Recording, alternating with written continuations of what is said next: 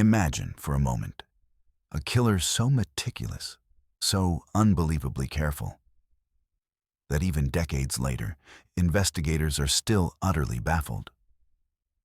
These aren't just random acts of violence. These are the work of predators with chilling patterns, distinct methods, and a haunting, terrifying ability to evade capture. Despite years of grueling investigation, shifting theories, and even the advancements of modern forensics, their identities remain a total, terrifying mystery. Were these crimes the work of singular, calculating individuals? Or is there something far more sinister lurking beneath the surface? Today, we're going to explore 4 of the most perplexing, unsolved serial murder cases. Killers who disappeared into the shadows. Killers who, perhaps, are still out there. That thought alone is absolutely horrifying. And that's why I'm telling you this today, because I want you to be safe. We begin in Oakland County, Michigan, 1976. Picture tree-lined suburban streets stretching across affluent communities north of Detroit. This was a place where children played freely in parks, rode bicycles without supervision, the good old days, before cellular phones and instant communication. It was an environment of perceived safety that would soon be shattered. This pervasive sense of security created the perfect hunting ground for a predator. Between 1976 and 1977, a chilling series of events unfolded, launching what became the largest manhunt in U.S. history at the time. A task force processed over 18,000 tips and interrogated more than 1,500 suspects. The nightmare began on February 15, 1976, when 12-year-old Mark Stebbins left the American Legion Hall in Ferndale. What should have been a routine walk home turned into an irreversible tragedy. 4 days later, Mark's body was discovered in a Southfield parking lot, carefully arranged on a pile of wood and dirt. The autopsy revealed a disturbing level of premeditation. Mark had been strangled and sexually assaulted with a foreign object. Rope marks on his wrist and ankles showed he'd been bound, and 2 lacerations on his head suggested violent trauma. Police investigated, but found nothing. Just sickening. Less than a year later, on December 22, 1976, another family's world collapsed. 12-year-old Jill Robinson left home after arguing with her mother. Her bicycle was recovered the next day, but Jill remained missing until December 26th, when her body was found alongside Interstate 75 in Troy. And this is perhaps the most disturbing detail.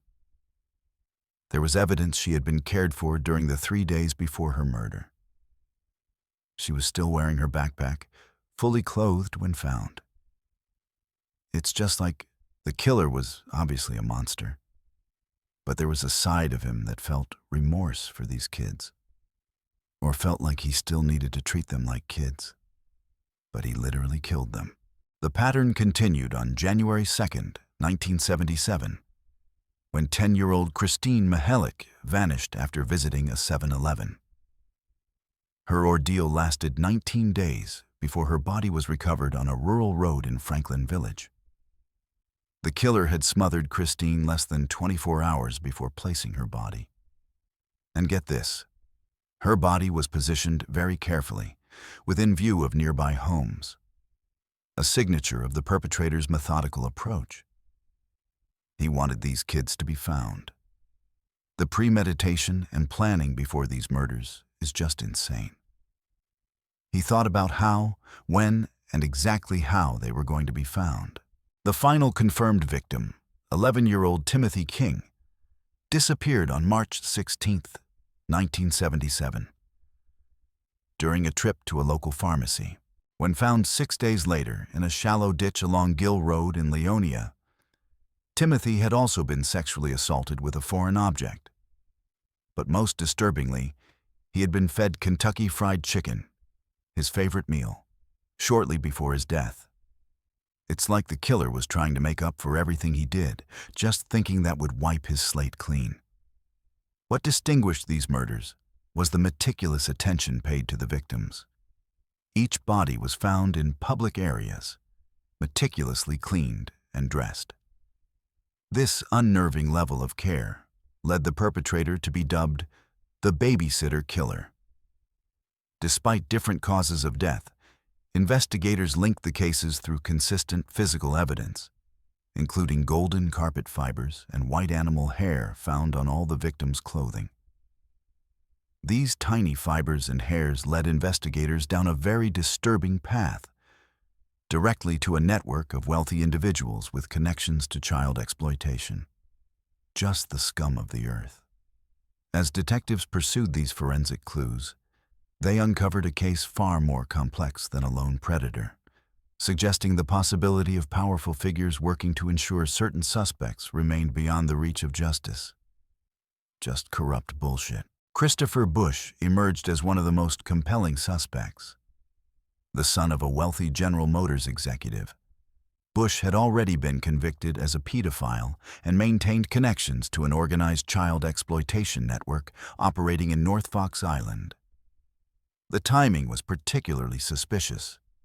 Police had questioned Bush shortly before Timothy King's abduction. Even more disturbing, evidence linked him to a child exploiting ring run by Francis Sheldon, suggesting access to vulnerable children. In November 1978, Bush was discovered dead from what appeared to be suicide. An easy way out for a piece of shit.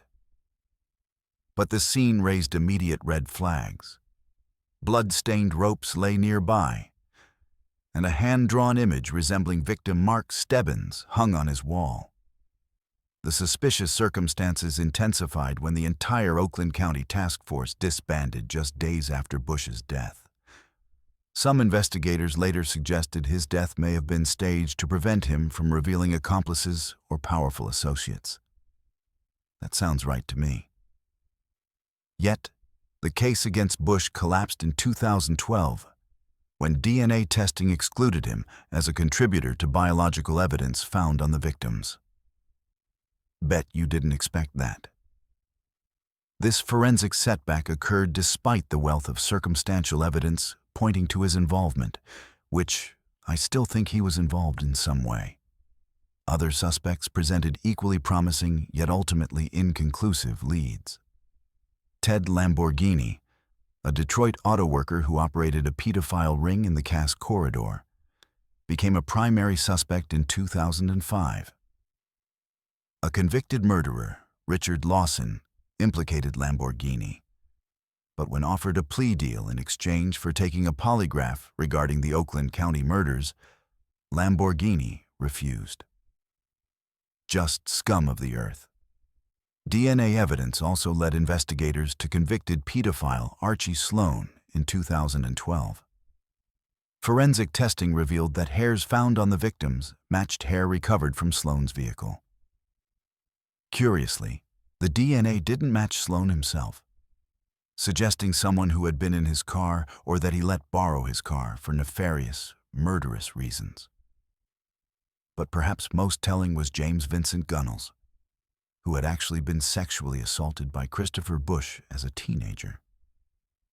Forensic testing found his DNA potentially matched a hair on victim Christine Mihelich, though the statistical probability was too low for conclusive identification. Gunnels has consistently denied any involvement. Time marched relentlessly forward while justice stood still. Nearly 5 decades after the horrific killings that terrorized Oakland County, the case remains unsolved, despite remarkable advances in forensic technology. For Timothy King's father, Barry, the quest for answers became his life's mission, and his journey unfortunately ended in 2020 when he passed away without ever learning who murdered his son. The systemic investigative failures point to disturbing possibilities. An exceptionally meticulous killer, protection of connected individuals through institutional interference, or fundamental errors in the initial investigation that can never be remedied. Whatever the truth, the Oakland County child killer case stands as a sobering reminder that even with extensive resources, justice remains tragically elusive for some victims, leaving their families to endure the cruelty of uncertainties. My heart goes out to the victims and the victims' families. Whoever did this, I hope you're rotting in hell. Now, let's move to a different time and place. Glasgow, Scotland, in the late 1960s. The city was experiencing cultural upheaval common throughout Western societies. Its working-class population found escape at venues like the Ballroom, a popular dance hall where young people gathered to socialize. Against this vibrant backdrop, a series of murders began. On February 22, 1968, 25-year-old Patricia Docker attended the Barrowland. The young nurse and mother left the venue alone and was discovered the following morning in a doorway near Langside Place, strangled and partially clothed, her personal belongings missing. Patricia balanced complex responsibilities, working night shifts as an auxiliary nurse while caring for her 4-year-old son, Sandy, during a separation from her husband. That fateful evening, she told her parents she was visiting the majestic Ballroom, but instead went to Barrowland, known for its over 25 nights, where attendees often removed wedding rings, seeking temporary anonymity from their complicated lives. Some shady shit going on in the 60s, I tell you what. Our second victim would be Jemima McDonald. Jemima maintained a household as a single mother to 3 children. Described as clean and well cared for, Jemima ensured her children were properly looked after, despite the challenges of sole parenthood. Her murder in August 1969 fractured the family unit she had worked so hard to maintain. The aftermath proved devastating, as her 3 children were separated and placed in different care homes, causing a secondary tragedy beyond the initial death. Just heartbreaking. And then we have Helen Puttock. Helen had recently returned to Glasgow with her husband, George, an Army serviceman, and their 2 young sons. The night of her murder in October 1969 represented a rare evening of personal freedom, a brief respite from maternal obligations while her husband remained home with the children. The cruel irony is that Helen was killed steps away from the domestic safety she had temporarily left behind. All 3 women shared significant commonalities beyond their connection to Barrowland. Each was a mother seeking brief independence from their demanding domestic responsibilities. The Over 25's night at Barrowland offered a socially acceptable outlet for married women to experience autonomy in an era of limited freedom. And perhaps most significantly, each was menstruating at the time of death. Such an odd biological detail that potentially influenced the killer's victim selection. The bright lights of Glasgow's Barrowland Ballroom concealed a methodical predator whose selection process went beyond mere opportunism. This venue, where married patrons often removed their wedding rings for anonymous encounters, provided the perfect hunting ground for a killer whose approach suggested calculated religious motivations rather than random violence. So, he was seeking these people out specifically. People who were set out to be unfaithful to their partners. He did not like that one bit. When investigators initially focused on the majestic Ballroom rather than Barrowland after Patricia Docker's murder, they inadvertently compromised crucial evidence collection during the critical early hours of the investigation. This error proved significant as the pattern of Barrowland connections became apparent with subsequent victims. Witnesses consistently described the suspect as exceptionally well-dressed and articulate, attributes that distinguished him from a typical violent offender. His polite, charming demeanor allowed him to gain the trust of women at the venue, facilitating their willingness to leave with him. This calculated approach indicated premeditation rather than impulsive violence. This man was a hunter. The religious underpinnings of the crime emerged most clearly during Helen Puttock's taxi journey. Her sister, Jean Langford, who was with her, heard the suspect quote scripture and condemn the Barrowland as a den of iniquity. Jean further recalled that he mentioned he did not drink, but prayed instead, suggesting a strict religious upbringing that would later contribute to his infamous moniker, Bible John. Forensic examinations revealed a disturbing ritualistic element at each crime scene. The deliberate positioning of sanitary items near the victim's body indicated the killer harbored specific fixations, possibly connected to biblical notions of impurity. This consistent pattern, combined with the strangulation method employed in each murder, pointed to a signature that evolved while maintaining core elements, potentially indicating the killer's growing confidence or adaptation to avoid detection. This guy was unfortunately smart, extremely calculated, and extremely judgmental to consenting adults. As the ritualistic elements at the crime scene became clear, Glasgow police mobilized in unprecedented numbers. What began as a standard murder investigation transformed into Scotland's most extensive manhunt. Yet, it would ultimately fail. Despite groundbreaking tactics and compelling witness testimony, the investigation pioneered forensic techniques never before seen in Scottish policing. Most notably, authorities created and widely distributed the nation's first police photo fit of a suspect in a murder case, plastering newspapers' television broadcasts with a composite image. The manhunt's scope was extraordinary, with undercover officers dispatched to blend among Barrowland patrons in what the press dubbed a Marine Formation dance team. Plainclothed detectives scanned the dance floor for anyone matching the suspect's description. John Langford's account of the taxi ride with her sister Helen and the suspect provided investigators with extraordinary detail, a mixed blessing that shaped the entire investigation. While her testimony offered a first-hand description of the killer's appearance, mannerisms, and religious rhetoric, over-reliance on her singular account potentially narrowed the investigation, causing detectives to dismiss leads that didn't precisely match her recollection. I mean, we're not built to remember somebody perfectly, you know. But that was all they had. So that is what they went for. The undercover operation at Barrowland continued for months until late October 1969, when it was abruptly terminated. The cessation came not from any investigative breakthrough, but due to complaints from proprietors about plummeting attendance figures as patrons avoided the venue now associated with a serial killer. Basically, a bunch of people were bummed that other people got killed and it ruined their swinger party, I guess. Because that matters more than solving people's murders. I don't know.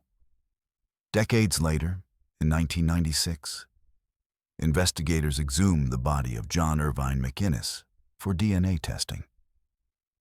A costly operation that yielded inconclusive results and triggered substantial media backlash.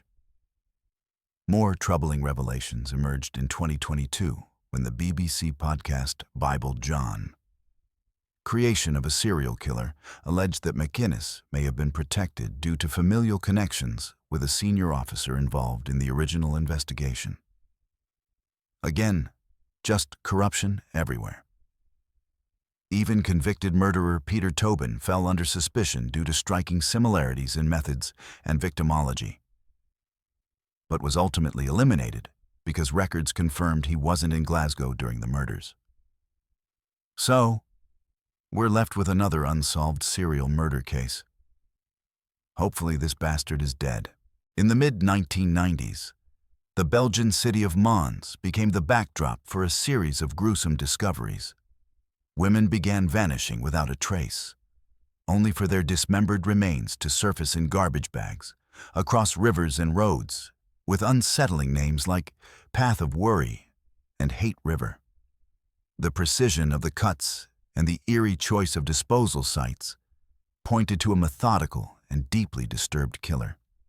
Despite the formation of a dedicated task force, The investigation was plagued with mismanagement, lack of resources, and dead ends. As the body count grew, so did the mystery. Was the killer a lone predator, a trained professional, or something even more sinister? In January 1996, a pattern of disappearances began that would haunt Mons for years to come. Carolina Russo, a 42-year-old woman, vanished after visiting her imprisoned son on January 4th. Her disappearance might have remained just another missing persons case. But 17 days later, fishermen made a grim discovery in the Scheldt River in northern France. It was Russo's pelvis, deliberately severed from the rest of her body. This marked the beginning of a series of methodical, dismembered victims. 6 months later, Martine Bone, a 43-year-old former sex worker, disappeared on July 21st. Her dismembered torso was subsequently recovered from the Haine River. Investigators noted a particularly disturbing detail. Her breasts had been deliberately removed from her body, suggesting a sexual motivation behind the killer's methodology. Just a monster. The precision of these cuts initially led authorities to consider medical training as a prerequisite for the predator, or some sort of butcher, somebody who had worked with bodies before. The pattern continued into December, when Jacqueline Leclerc, a 33-year-old mother of 4, went missing on the 22nd. Unlike the previous victims, her remains weren't discovered until March of the following year, when officers recovered garbage bags containing her severed arms and legs. The delay between disappearance and discovery raised questions about the killer's storage capabilities. By March 1997, 21-year-old Nathalie Godart became the 4th victim. Though not involved in sex work, investigators noted she had been described as promiscuous and was struggling with personal issues severe enough that her child had been placed in protective care. Her torso was recovered from the same waterway as Bone's remains, the Haine River. The killer's final lone victim would be Bonia Valencia, a 37-year-old woman with schizophrenia who disappeared during the summer of 1997. Only her skull was recovered in the area, suggesting an evolution in disposal methods or decomposition that prevented further remains from being located. He was just getting a lot better at hiding the remains. Forensic analysis revealed disturbing details that investigators initially overlooked. The preservation state of various body parts differed significantly. Some appeared relatively fresh, while others showed evidence of refrigeration. This indicated the killer likely stored dismembered parts for extended periods before actual disposal. This suggested both access to suitable refrigeration facilities and a disturbing level of planning. Perhaps most chilling was the killer's apparent psychological signature in the selection of the disposal sites. Locations with macabre names became favored dumping grounds. Rue de l'Abattoir, literally Dump Street, Chemin du Droit, Path of Worry, and rivers with unsettling names like Haine, Hate, and Tranché, Jitters. This deliberate selection of symbolically charged locations suggested a perpetrator who incorporated psychological elements into their methodology. Yet, the Belgian judicial system's response proved remarkably insufficient. Despite establishing a specialized investigative unit, authorities gradually abandoned their pursuit of the butcher, while dismembered bodies continued to appear throughout the region. In the aftermath of the killings, Belgian authorities formed the Corpus Investigative Unit under Magistrate Pierre Plet. This represented the nation's most concentrated efforts to identify and apprehend the methodical killer terrorizing Mons. However, from its inception, the unit faced substantial institutional constraints. Despite the brutality and sophistication of the crimes, Belgian officials classified the case as merely local, failing to allocate adequate resources for what was clearly a complex serial murder investigation. The systemic dismantling of the investigative effort became evident as years passed without an arrest. By 2007, what had begun as a substantial team had been reduced to only 4 investigators. This dramatic reduction occurred even as the unit had examined nearly 1,000 complaints over 13 years, demonstrating a very troubling administrative indifference to solving the case.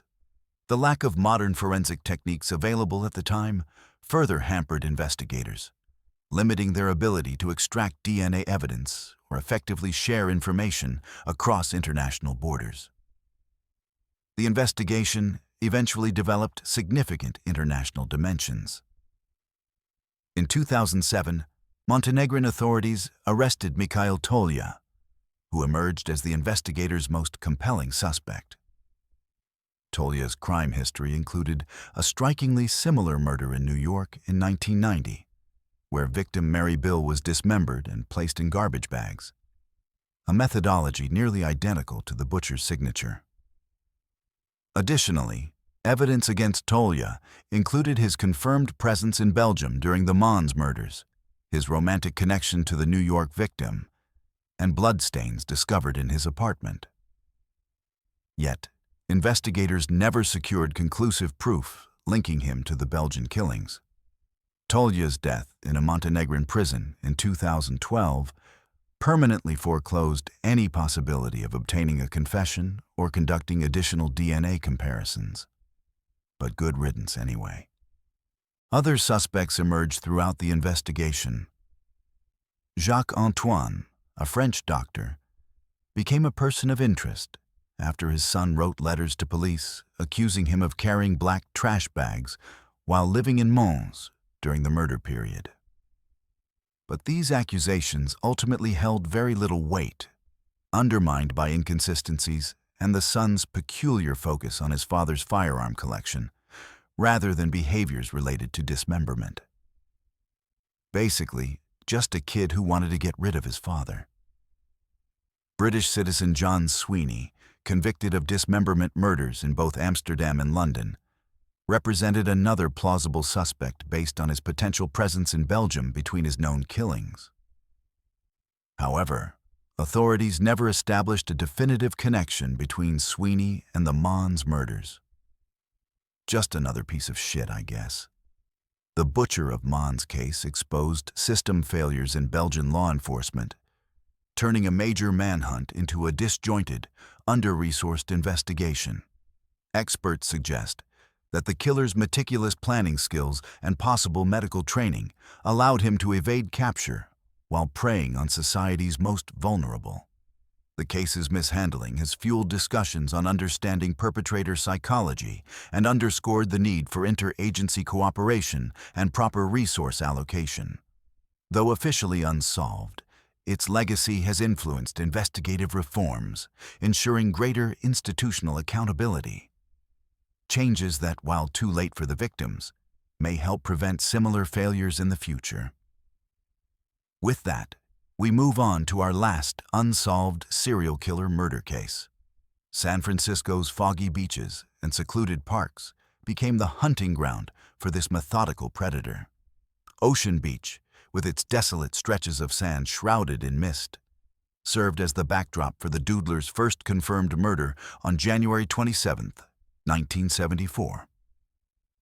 The body of Gerard Earl Kavanaugh was discovered there, bearing multiple stab wounds.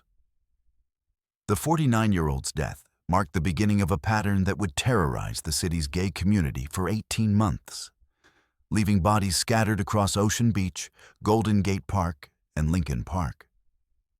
The pattern linking these homicides together emerged gradually. Kavanaugh's defensive wounds indicated a violent struggle against his attacker, the 17 stab wounds demonstrating a level of aggression that would become a characteristic of the killer's approach.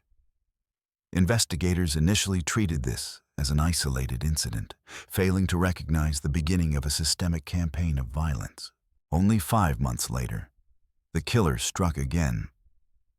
Joseph Stevens, known professionally as Jay, was discovered near Spreckles Lake with 5 stab wounds. The location of his abandoned car suggested he had willingly accompanied his killer to the secluded area of Golden Gate Park, likely anticipating a sexual encounter. As a performer in San Francisco's nightlife, Stevens represented a more visible target within the gay community. The brutality escalated drastically with the third victim just 12 days after Stevens's death. So, his cool-down period had drastically gotten shorter. Klaus Christmann's body appeared at Ocean Beach. The German visitor suffered what investigators described as an extraordinarily vicious attack, with slashes to his throat so severe they appeared to be an attempt at decapitation. This marked a significant intensification in the killer's violence. Then nearly a year would pass before Frederick Capen became the fourth victim. The decorated Vietnam veteran received 16 precisely delivered stab wounds that pierced vital organs, including the heart. Evidence at Ocean Beach revealed his body had been dragged 20 feet through the sand, suggesting the killer was becoming more methodical in positioning his victims. The final confirmed kill was Harold Goldberg, who was discovered in an advanced state of decomposition on June 4, 1975, at Lincoln Park. The 66-year-old Swedish-American's body told a different story. He had been dead for approximately 2 weeks and was found with his underwear removed and pants unzipped, further confirming the sexual dimension of these crimes. But this wasn't even the end, as police had no clue during the investigation if more bodies turning up truly were from the same murderer or just random acts of violence. Behind the gruesome murders lay a method as distinctive as it was disturbing. The Doodler's artistic talent transformed ordinary bar encounters into deadly traps. His approach demonstrated a calculated precision that set him apart from other killers operating during the same period. The Doodler prowled San Francisco's vibrant gay scene, primarily targeting establishments in Castro, Polk Gulch, and Tenderloin districts. Popular venues became his hunting grounds, where he implemented his signature strategy. Rather than relying on physical intimidation, he disarmed potential victims through his artistic abilities. He would sketch portraits of men he encountered as a non-threatening means of introduction. One survivor actually recounted meeting the killer at a diner where he was drawing animals on a napkin, using this talent as a conversation starter. This deceptively innocent approach allowed him to establish trust with his targets, who would willingly accompany him to secluded locations, typically near water. These isolated areas, known as gay hookup spots in the 1970s, provided both privacy for sexual encounters and the perfect setting for murder. The violence of the attacks just indicated extreme rage, and the killer would strip victims of identification completely, making it more difficult for authorities to connect cases and identify the deceased. 3 individuals survived encounters with the Doodler, providing crucial details about his methodology. A European diplomat suffered 6 stab wounds, but managed to escape with his life. Another survivor, described as a well-known entertainer, fled when a knife fell from the attacker's coat, revealing his deadly intentions before an attack could commence. The third survivor left San Francisco entirely and refused to cooperate with investigators. The psychological profile that emerged suggested a perpetrator struggling with his own identity. The extraordinary violence directed at gay men indicated possible internalized homophobia. Perhaps a person unable to accept his own homosexual desires and projecting that self-hatred onto others. We've seen this in multiple other serial killer cases involving the gay community. Witness descriptions consistently depicted a young black man between 19 and 25 years old, approximately 6 feet tall, who demonstrated both artistic skill and a capacity for extreme violence. The psychological assessment pointing to internalized homophobia took on a disturbing new dimension in late 1975. A psychiatrist contacted police about a patient who had confessed to the Ocean Beach murders. This revelation brought investigators tantalizingly close to solving the case. Yet, the Doodler would ultimately slip through their grasp due to circumstances that reveal as much about 1970s America as they do about the killer himself. The investigation was led by a formidable team: Ora Guilford and Earl Sanders, African-American homicide inspectors nicknamed the Soul Brothers. They had earned reputations for their meticulous work and had constructed a very detailed case file that included a police sketch and a narrowing list of suspects. When the psychiatrist came forward, investigators believed they had finally identified their perpetrator. These guys looked badass. That's awesome. Under questioning, the prime suspect acknowledged his struggles with identity, but denied committing the murders completely. And without physical evidence definitively connecting him to the crimes, authorities found themselves in an evidentiary stalemate. The case now hinged entirely on testimony from the 3 survivors who had encountered and escaped the Doodler. But the socio-political climate of the 1970s created an insurmountable barrier to justice. Basically, homosexuality remained classified as a mental illness by the American Psychiatric Association until 1973, and the stigma persisted long after declassification. Gay men faced potential loss of employment, housing, and social standing if publicly outed. For the European diplomat, testimony would have meant career destruction. For the entertainer and the well-known survivor, public identification as a homosexual threatened their livelihoods and personal safety. Relations between law enforcement and the LGBTQ+ community further complicated matters. Police raids on gay establishments were common practice throughout the 1960s and even early 1970s, fostering a deep institutional distrust. Many gay men viewed police not as protectors, but as persecutors, making cooperation with authorities a fraught proposition, even where their own safety was at stake.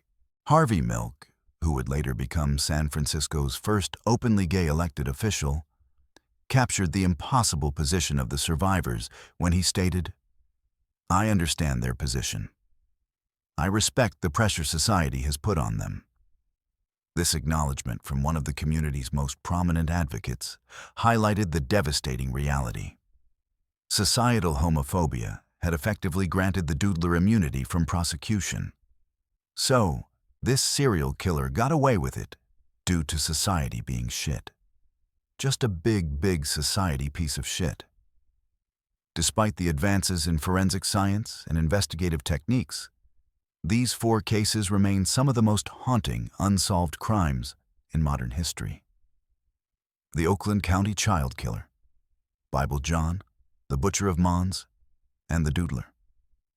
Each left behind not just a trail of victims, but an enduring sense of unease, their identities obscured by time, speculation, and incomplete evidence. While theories abound, from lone predators to potential conspiracies, justice has never been fully realized for the victims. As these cold cases continue to be revisited with new technology, one pressing question remains.